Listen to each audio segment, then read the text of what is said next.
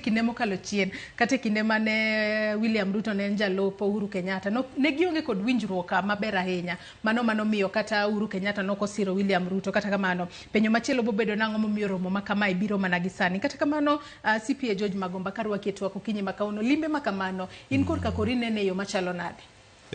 Bende mana kaka wakili Nyamori wacho jogi osebedo osiepe kuom gini mang'eny kabisa kendo Uhuru kata kane okuongo chung president ng'ama ne campaign ne motegno kabisa ne en mana President Ruto. Koro gia machien kendo gia mang'eny.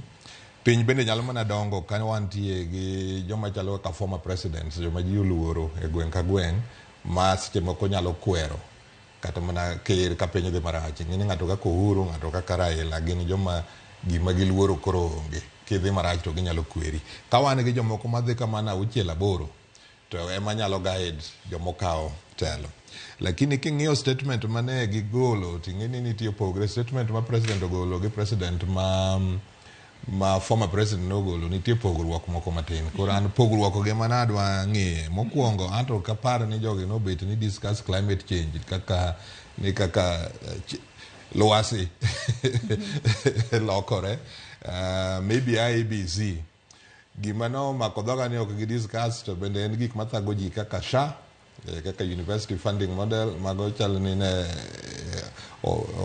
ok ni top agenda ahinya mar president mamano to aneno kanyalo buoga matin to gichako giwacho kendo statement mar Uhuru Kenyatta ni gidiscuss ni joma pingo sirkal onego we obed motegno.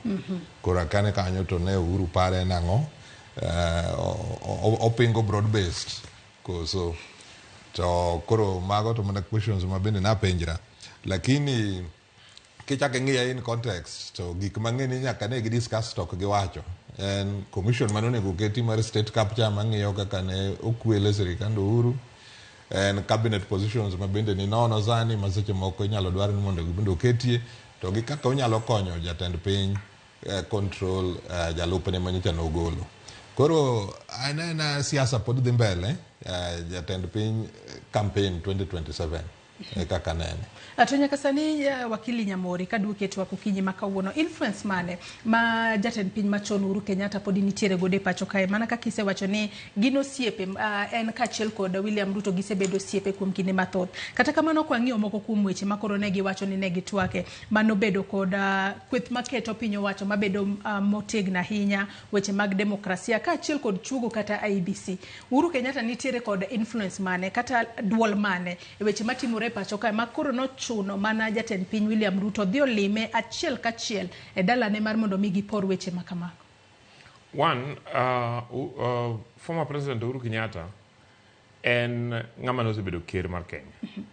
Bedo ker mar Kenya manyiso ni nosebedo ni en ng'ama yudo intelligence reports for 10 years. En ng'ama nosebedo ni chair cabinet ma loso policies mar Kenya, matero chike ma parliament discuss, ma lead